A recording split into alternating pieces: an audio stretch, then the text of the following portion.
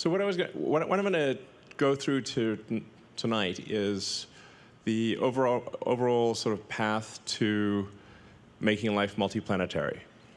So we're doing a lot of good things at SpaceX. I mean, Starlink is incredible, providing connectivity throughout the world, and also, paying for a lot of what we're doing here. And Falcon 9 is the primary launch vehicle for Earth, just doing more non-SpaceX launches than anything else. And but Starship is Starship is the first design of a rocket that is actually capable of making life multiplanetary, where success is one of the possible outcomes. No rocket before this has had the potential to extend life to another planet. And I'll sort of wax esoteric here for a minute, because this may sound sort of unusual, but when you think about the question of where are the aliens, which I get asked a lot, this is like the Fermi paradox. Where are the aliens? And I've not seen any evidence that there are aliens on Earth. A lot of people think there are aliens on Earth, and I'm like, great, I'd like to meet one. For a while there, when I was getting my green card and everything, it said alien registration card. I'm like, okay. But this question of where are the aliens is, I think, a very profound one, because I'm aware of no evidence of aliens whatsoever, which means that I think we're probably alone. And if you look at the history of Earth, like how long has Earth been around? Assuming that physics is correct, the universe is about 13.8 billion years old. Earth is about 4.5 billion years old. When you think about how old is civilization, I think the right measuring point for civilization, in my view, or a good measuring point, would be the advent of writing. So the first writing is generally considered to be the ancient Sumerians. Where are they now? They died out, but about 5,500 years ago, it was archaic pre-cuneiform. In fact, I suggest it's like an interesting rabbit hole to read about the history of writing.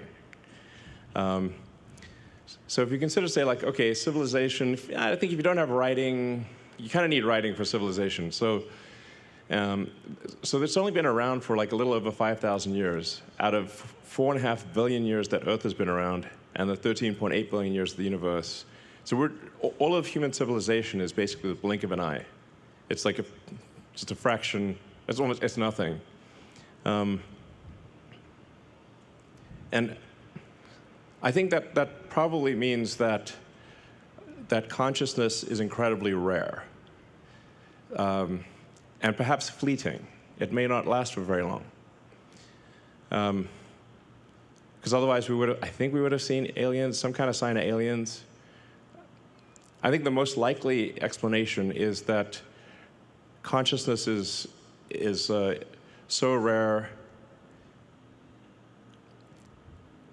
that does that consciousness actually extend to another planet? Does that consciousness extend to another star system? I mean, ultimately, if we're able to become a spacefaring civilization, a multi-planet species, and ultimately a multi-stellar species, and go out there and explore all these star systems, I think we may find that there are many long-dead one-planet civilizations. And as you've heard me say before, we don't want to be one of those lame one-planet civilizations. I mean, we want to be a multi-planet civilization, ultimately be a multi-stellar civilization, be out there among the stars. Like, make science fiction not fiction forever. Kind of make Star Trek real. So that's why I think that there's a high urgency to making life multiplanetary. because this is the first time in Earth's 4.5 billion year history that it's been possible to extend life or consciousness beyond Earth. And we've got to do that while civilization is still strong. So that's the overarching goal of the company, is extend life sustainably to another planet. Mars is the only option, really. And to do so, ideally before World War III or some kind of bad thing. The key thing is that we need enough people and enough tonnage on Mars such that Mars can survive and continue consciousness even if something would happen to Earth. Now, I still think, well, obviously, I'm not talking about abandoning Earth or anything like that, and we want Earth to be as good as possible for as long as possible, but there are certain things that may be outside of our control. So we want to just get Mars to be a self-sustaining civilization as quickly as possible. And I think this can be done in around 20 years. So, and this giant Starship factory that we're building is obviously key to that. And the launch sites that we're building here and at the Cape and elsewhere in the future will be key to that. So let's just go through that. This is the final go, no-go poll for Flight 3 of Starship. Anybody 2? Go. Stage 1? Go. Stage 2? Go. Flight directors, go for launch.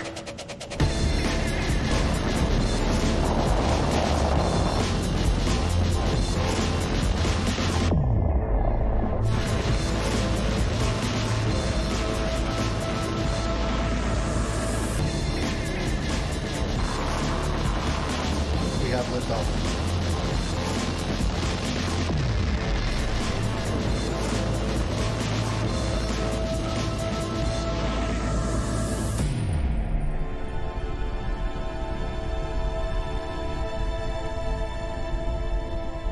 Vehicles pitching downrange.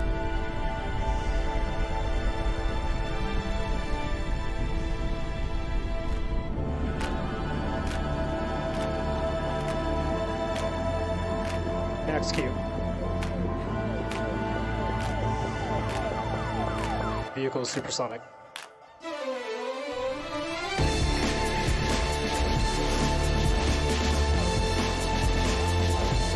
Stage separation.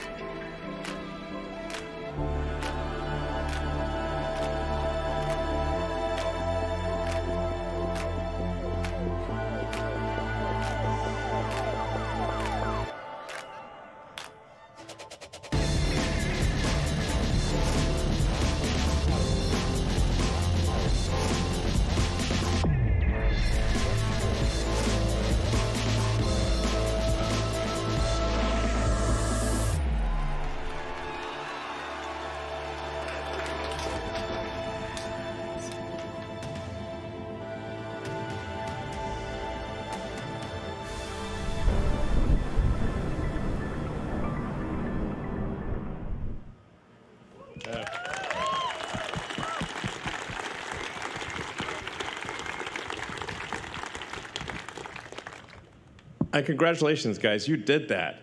That's insane. I mean, it looks like CGI. I mean, it's hard to believe that that is unfiltered video. That's just the actual what the camera saw. No filters, no nothing. That's actually what the camera saw, which is insane. So, you know, you're doing incredible work that I think almost no one thought would actually happen. So it's wild that this strange spot, we're basically on a sand spit by the Rio Grande, near the beach. And that is actually the gateway to Mars. Has to be like, if this was a movie, you'd be like, no way. Come on. Too implausible, but it's real. And it's due to you guys. Congratulations.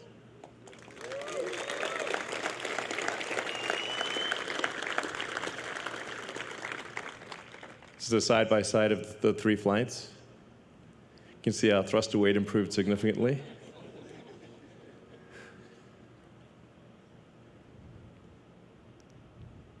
So we've made tremendous progress from Flight 1 to Flight 2 to Flight 3. And we got Flight 4 coming up in about a month or so. And with Flight 4, we should, if we get, if fate smiles upon us, we'll get through the high heating regime and smash into the ocean at a controlled spot. And then hopefully be able to also do this with the booster, land on essentially a virtual tower. If the landing on the virtual tower with the booster works, then we will actually try with Flight 5 to come back and land on the tower. Yeah.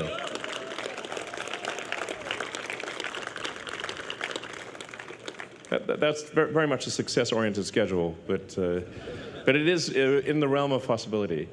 But I would say, like, the odds of us actually being able to catch the booster with the Mechazilla arms this year, I think, I don't want to tempt fate, knock on wood, but I think the odds of actually catching the booster with the tower, probably like 80, 90% this year,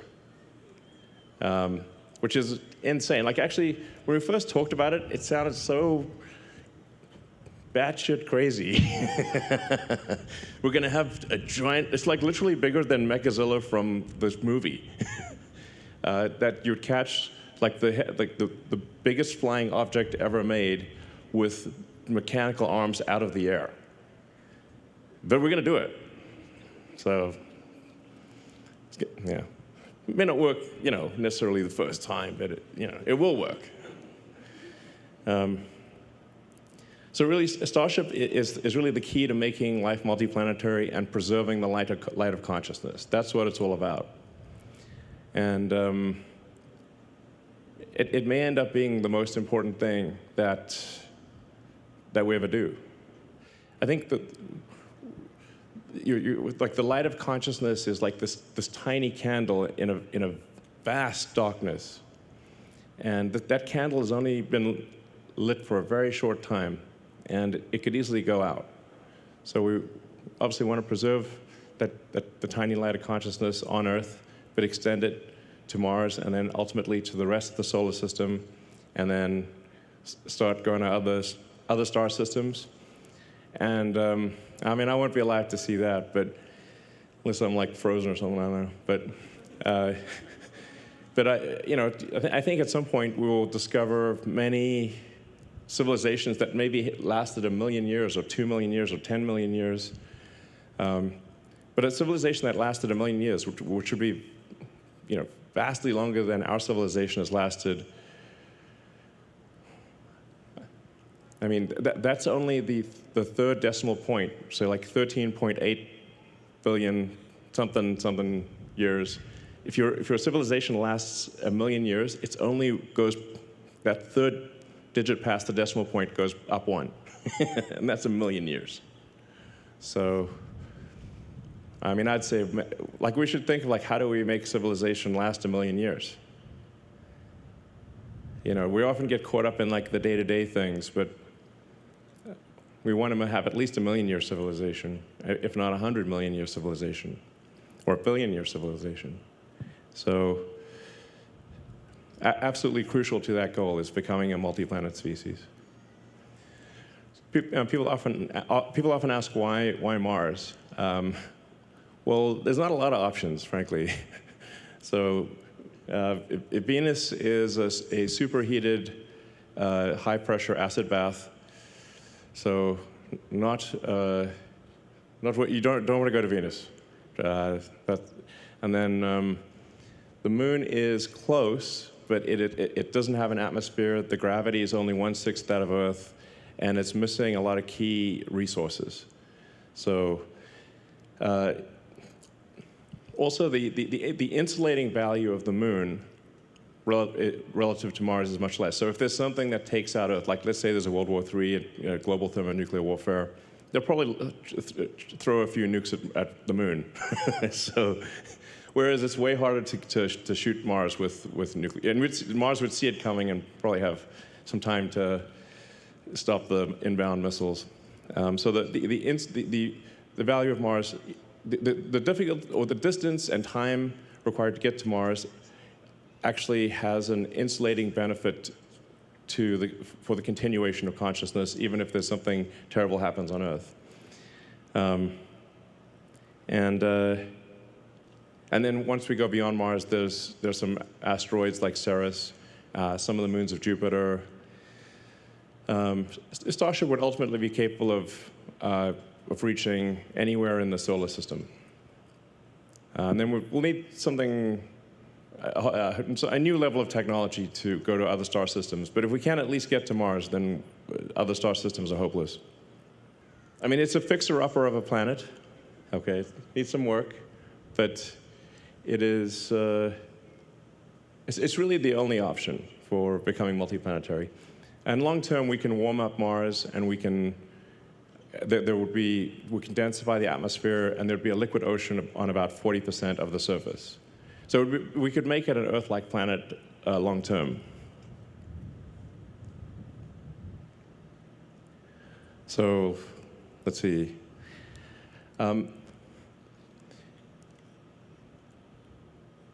We've learned a tremendous amount from when we started the company, and at first we're unable to get even a small rocket to orbit, to now where we've done 327 successful launches, almost 300 landings. In fact, give it a few weeks and we'll have done 300 landings. 261 reflights. So, I mean, many times I was told that that reusability was impossible, and even if you did it, there would be no point because nobody would want to fly rockets that much. But now we routinely fly and land the booster, and we recover the fairing. So we've learned a tremendous amount from the Falcon program that is then feeding into the Starship program. And Falcon and Starlink are what obviously keep the company going. So I'd just like to give a hand to the Falcon team for the incredible work that they're doing.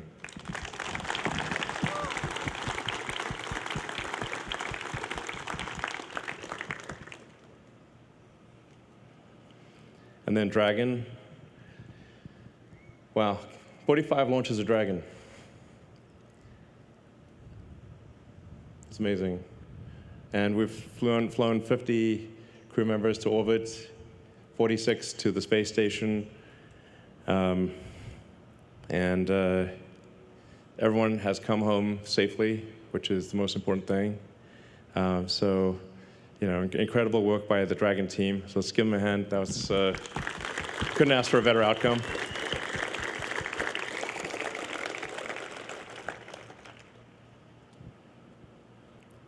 And Starlink, actually, if you look at the sort of the plot of all the satellites going around Earth, these look kind of scary, actually.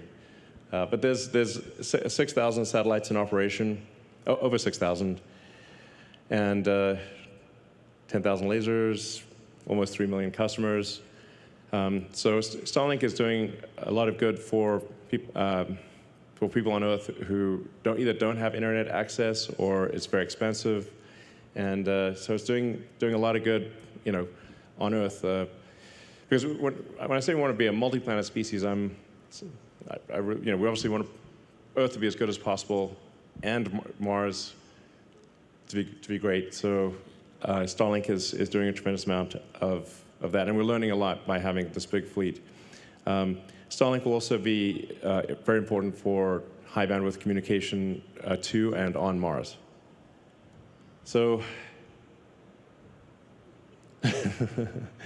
from a tiny rocket to Falcon 9, which is a much bigger rocket, many iterations of Falcon 9, and then Falcon Heavy, and then Starship. And Starship will get bigger, obviously. this year, if things go according to plan, SpaceX will do probably 90% of all Earth mass to orbit. And then China will do about 6%, and the rest of the world will do about 4%, which is pretty wild. And then once Starship is flying, we'll be doing over 99% of all Earth mass to orbit, which you kind of have to do in order to build a city on Mars. And I should say, we'll also build a lunar base as well, so it might as well along the way. So you can see that actually Falcon 1 was really, half a ton to orbit. So I think we slight error on the slide there. So Falcon 1 was about half a ton to orbit. Falcon 9, depending on in expendable mode, would do probably 25 tons to orbit. Falcon Heavy, probably 70. Anyway, these are just obviously rapidly increasing numbers. And Starship, in its final configuration or its final form, will probably do well over 200 tons to orbit with full reusability, and be able to fly multiple times a day. So.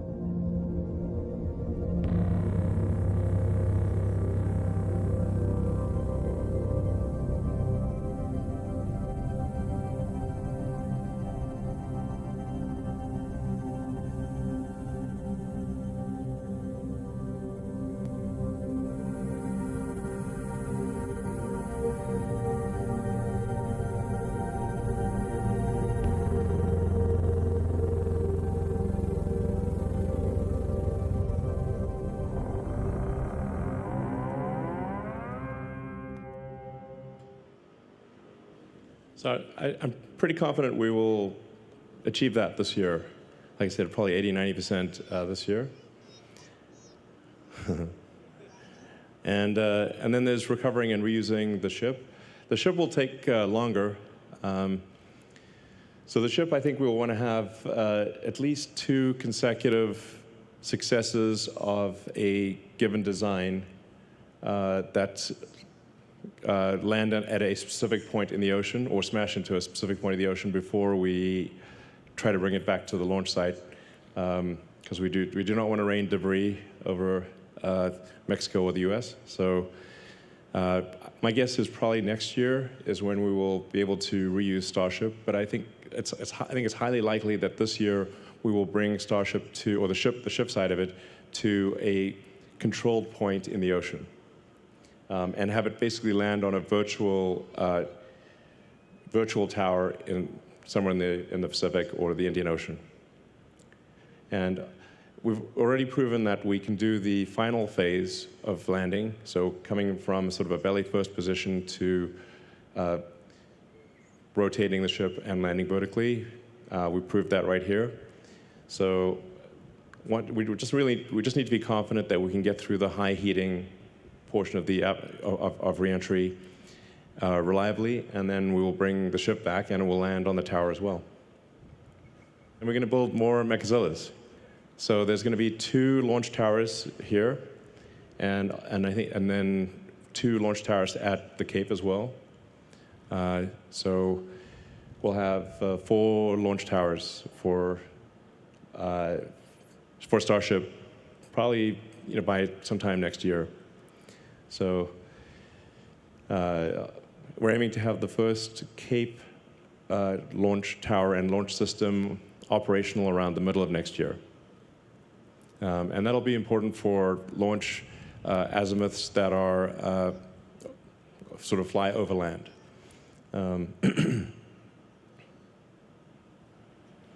So I think what we should probably expect is that we do the kind of the development launches here, test anything new here, build the rockets, and then probably most of the operational launches would be from the Cape.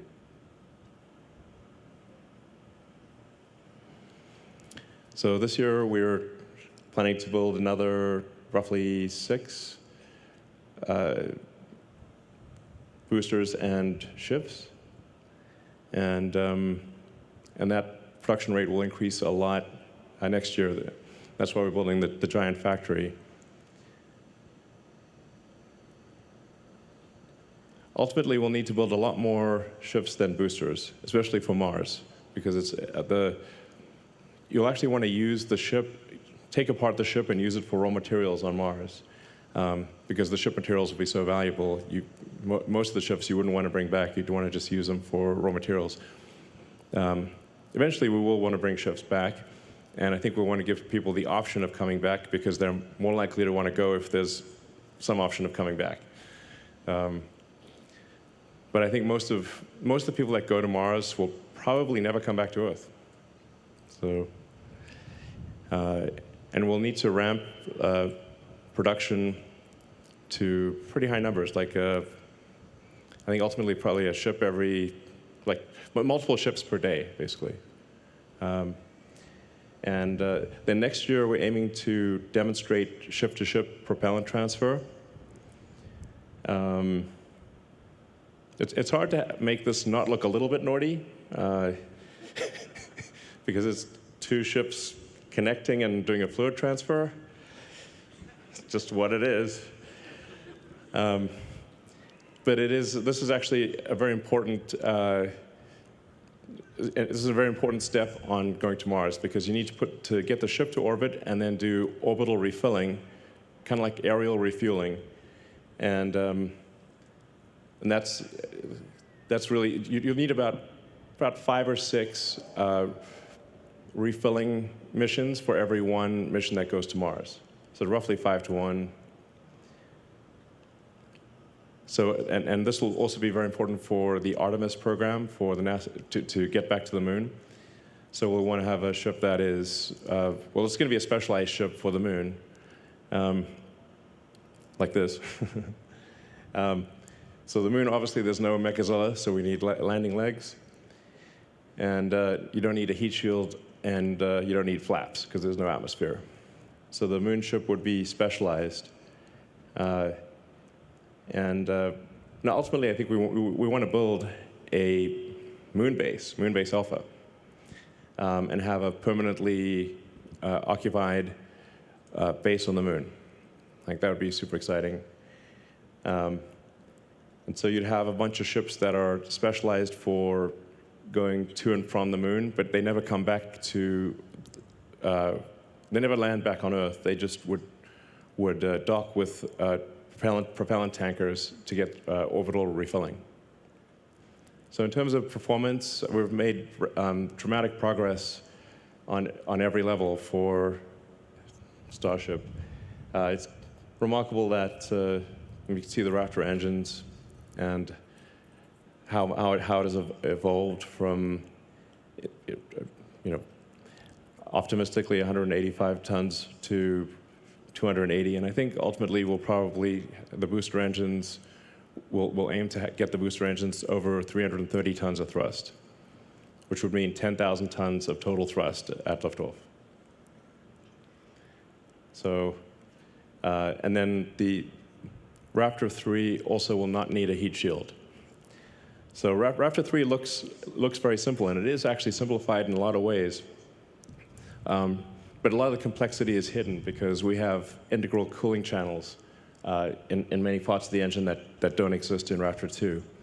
So in order to not have a heat shield, it has to be very resilient. But that is actually what Raptor 3 would look like. Raptor 3 looks like it's missing a bunch of parts. But actually, those parts have either been deleted or they've been integrated into the system, and like I said, with integral cooling channels. And where you need secondary plumbing, the secondary plumbing has also been integrated into the pump and into the chamber jacket, and so it's much simpler. Well, it's actually extremely difficult to build Raptor 3, but but it will be easy to integrate and will have higher performance and lower total mass, and be more reliable. So.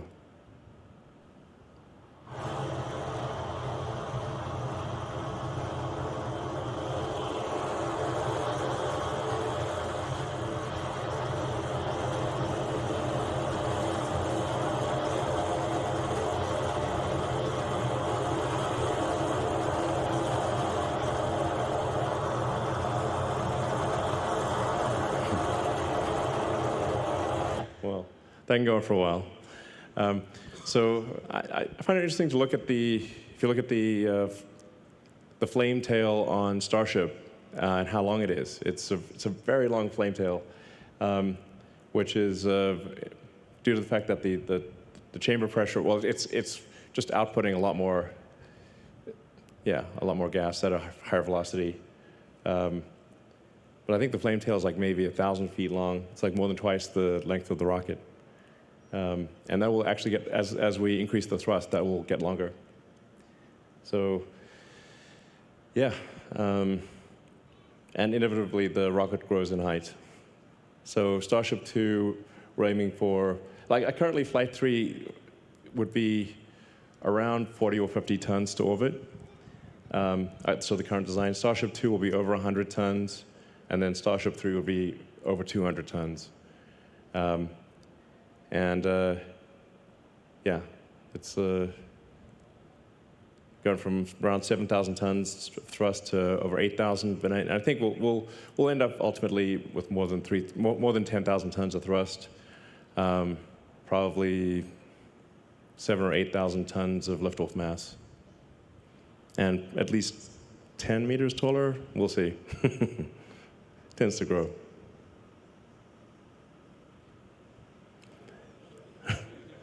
Yeah, exactly. So it probably grows a bit more than that, even really.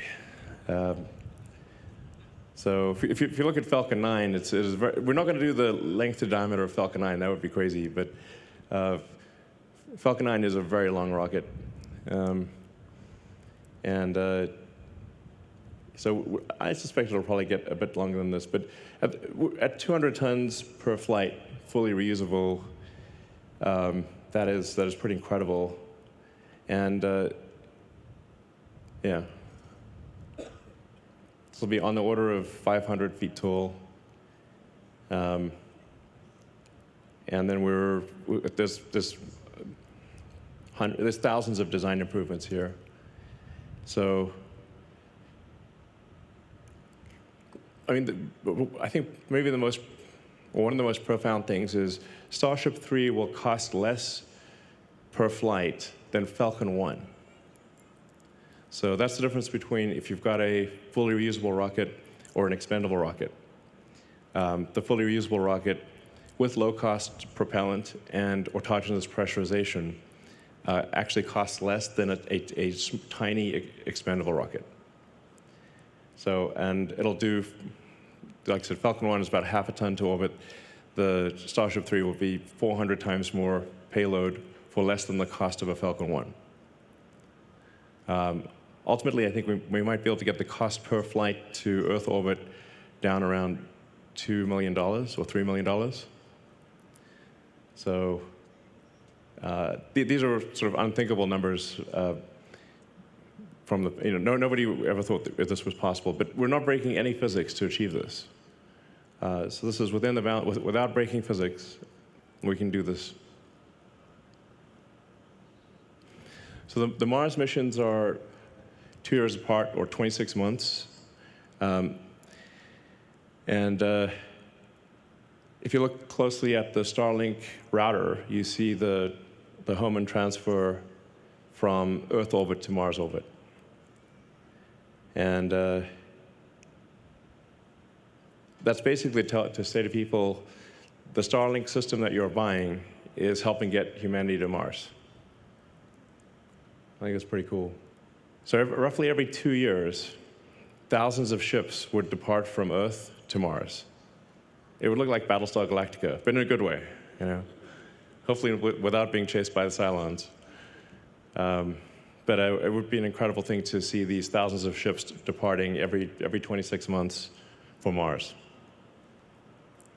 What this diagram is basically saying is that for getting to Mars, we would essentially create a kind of a propellant depot ship. The propellant depot would look more like a hot dog than like a sphere. It's really just a long ship with a lot of insulation. And we'd fill that ship up, and then shortly before, or as they're going to Mars, the ships would take off with, I don't know, a couple hundred tons of payload from Earth, reach orbit with almost no propellant, and then get refilled by the tanker, and then go to Mars and go all the way to Mars with over 200 tons of useful payload. Then on Mars, in the beginning, we would simply reuse the ship materials, so most of the ships wouldn't come back, but then over time, you'd want to bring the ships back so you could reuse them. And for that, we would need to create methane, CH4, and oxygen, O2 on Mars, which you can do with H2O and CO2. So the atmosphere is CO2, and there's plenty of water ice, H2O. And so it's kind of like tailor-made for, well, actually, the reason we have a methane oxygen system is because you can make methane and oxygen on Mars fairly easily, like just not a total walk in the park, but the ingredients are readily available to create methane and oxygen on Mars. So you build a propellant depot and bring the ships back and build out, as quickly as possible, a self-sustaining civilization on Mars. And we want to get the cost of going to Mars such that almost anyone could afford it. So, like if somebody were to just work hard on Earth, save up, and that they'd be able to go to Mars. So it's like anyone, ideally, almost anyone could go to Mars. And I think you'll see a lot of governments also sponsor people, and ultimately we'll want to get, so there's kind of an optimal landing zone on Mars where you have resources, so you've got access to water or frozen water, that you're not too close to the poles, so you can use solar power. It would be nice to use nuclear. I don't know if we'll get the approval, but nuclear would be very handy on Mars because you can use the heat, and you can generate electricity. So, and then you kind of want to be about 2 kilometers below sea level. So if Mars did have an ocean, you'd actually be quite deep in the ocean, at least at first. Yeah, so let's see. That's Mars.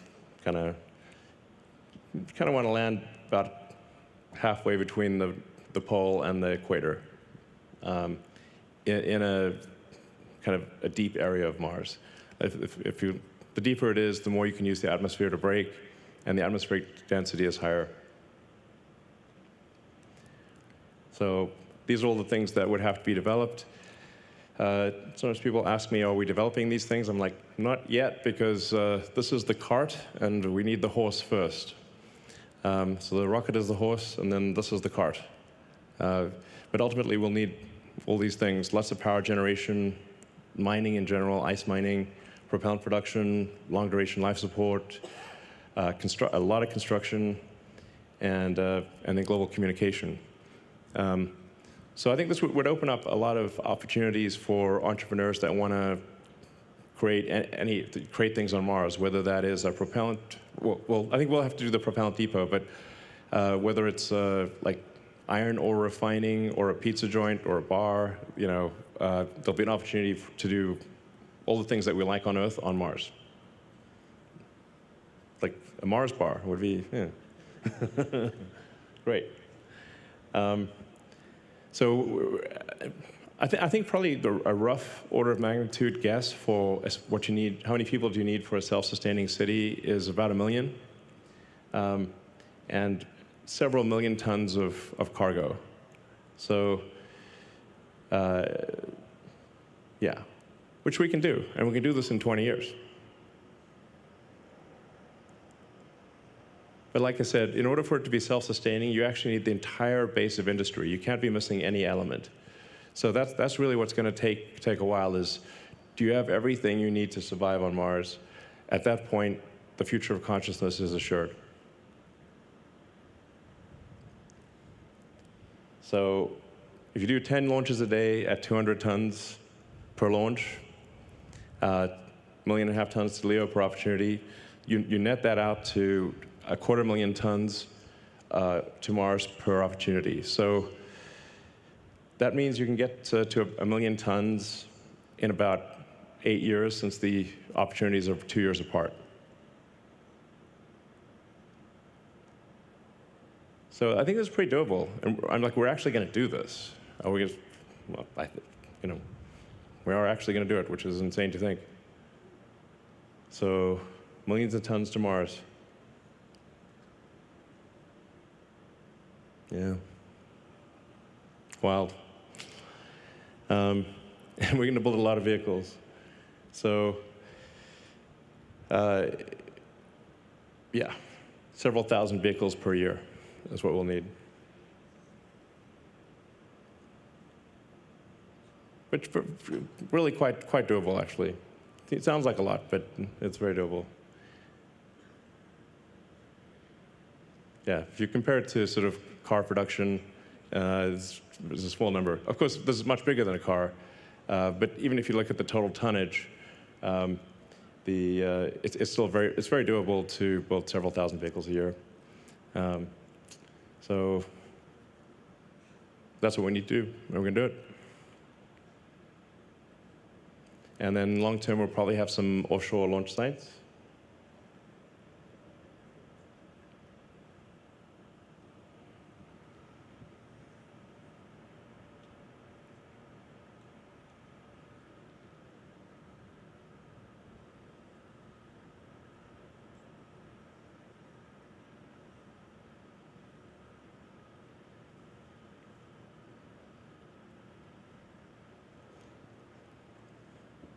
You can just imagine all of these starships waiting in orbit for the planets to align, and then this gigantic Starfleet taking off from Mars.